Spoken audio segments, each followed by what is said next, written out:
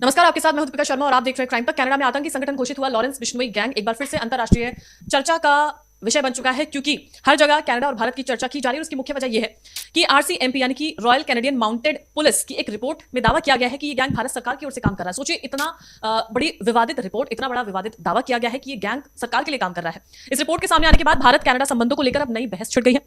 Report को Vancouver स्थित media संस्थान ग्लोबल न्यूज ने एक्सेस किया है। आरोप बेहद गंभीर और अंतर्राष्ट्रीय स्तर पर काफी ज्यादा सवाल खड़े कर रहे हैं कि आखिर इस बात का सबूत क्या है, किस तरीके से ये दावा किया गया है कि एक गैंग को सरकार से जोड़ा जा रहा है, कि वो उसके लिए काम करता है। तरह तरह के सवाल उठाए जा रहे हैं। और कुछ वक्त पहले ही भारत और कनाडा के संबंधों में काफी ज्यादा दरार आई थी। उसके बाद जब वहां पर अब सिचुएशन नॉर्मल होने लगी थी, अब उसके बाद से ही आरसीएमपी की रिपोर्ट ये दावा करती है कि गैंग काम करता है सरकार के लिए। तो अपने आप फिर से एक और विवाद छिड़ जाता है दोनों देश के बीच में। और बात इस बार गैंगस्टर्स की है, जहां पे ये दावा किया जा रहा है। तो अब इसके लिए कई अहम सवाल, कई अहम जवाब मांगे जा रहे हैं, सवाल उठ रहे हैं।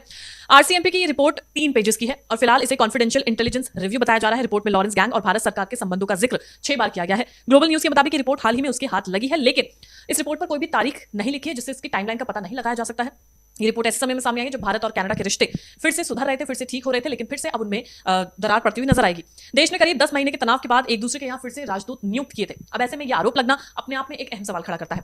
इससे पहले कनाडा ने भारत पर जासूसी और हिंसक गतिविधियों के आरोप लगाए थे, जिसको भारत ने बिना किसी सबूत ना होते हुए इन तमाम आरोपों को खारिज कर दिया था। लेकिन तनाव देशों के बीच में पैदा हुआ था कि आखिर एक देश दूसरे देश पर बिना सबूतों के आधार पर ऐसे आरोप क्यों लगा रहा है। आरसीएमपी की रिपोर्ट के मुताबिक लॉरेंस बिश्नोई गैंग की कनाडा में मौजूदगी लगातार बढ़ रही है। हमने हाल फिलहाल में देखा कि कनाडा से लगातार फायरिंग के मामले भी सामने आ रहे हैं, चाहे कैफे पर फायरिंग करना हो, चाहे जबरन वसूली करना हो। तो ऐसे में इस लॉरेंस गैंग के नाम भी सामने आ रहे हैं। तो कनाडा की जो सरकार है वो कोई भी एक्शन क्यों नहीं ले पा रही है, इन गैंगस्टर्स को क्यों नहीं पकड़ा जा रहा है, इन गैंगस्टर्स की गतिविधियों को क्यों नहीं दबाया जा रहा है, ये अहम सवाल है।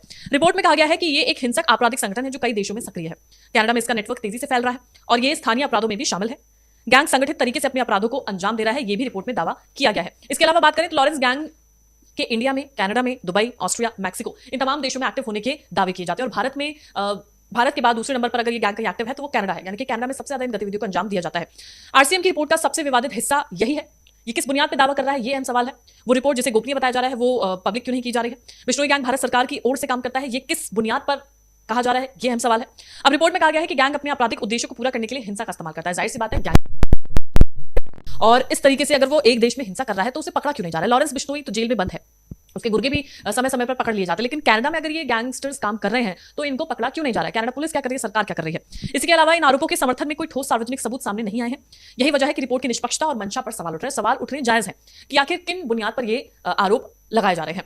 आरसीएमपी के अनुसार लॉरेंस बिश्नोई गैंग कई गंभीर आपराधिक गतिविधियों में लिप्त है, जिसमें जबरन वसूली, नशीले पदार्थों की तस्करी, मनी लॉन्ड्रिंग और टारगेट किलिंग शामिल है। भारत में भी हमने देखा कि गैंग किस तरीके से अपने टारगेट को पकड़ता है और फिर उन्हें मारता है। पुलिस का कहना है कि गैंग का मुख्य मकसद लालच और आर्थिक लाभ है। जबरन वसूली करना जाहिर सी बात है कि आपको पैसों के लिए करते हो। फिर दूसरी चीज ये है कि जो गैंग है ये पूरी तरह से अपना भौकाल दिखाने की कोशिश भी करता है। किसी भी गतिविधि को अंजाम देने के बाद सोशल मीडिया पर ये गैंग जिम्मेदारी लेता है। इसी के साथ कई और ऐसे गैंग है जो वो भी जिम्मेदारी लेते हैं।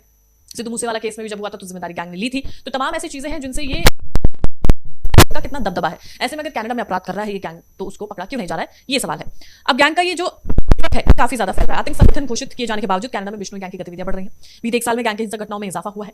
कनाडा में इसके नेटवर्क का विस्तार होना वहां की कानून व्यवस्था पर सवाल खड़े करता है, जो लगातार मैं आपसे बता रही हूं कि आखिर अगर आपको पता है कि ये जो पूरा नेटवर्क है वो कनाडा में फैल रहा है तो आप किसी को पकड़ क्यों नहीं रहे हैं। अगर आपको लगता है कि ये गैंग कनाडा में रहकर कुछ ऐसी गतिविधि को अंजाम दे रहा है जो नहीं होनी चाहिए तो आप इनको क्यों नहीं पकड़ रहे। क्या इतना बड़ा फेलियर तो नहीं हो सकता कि वहां की पुलिस को पता न चले। अगर ये पता चल रहा है कि गैंगस्टर सक्रिय है तो उन्हें पकड़ना आखिर मुश्किल क्यों है।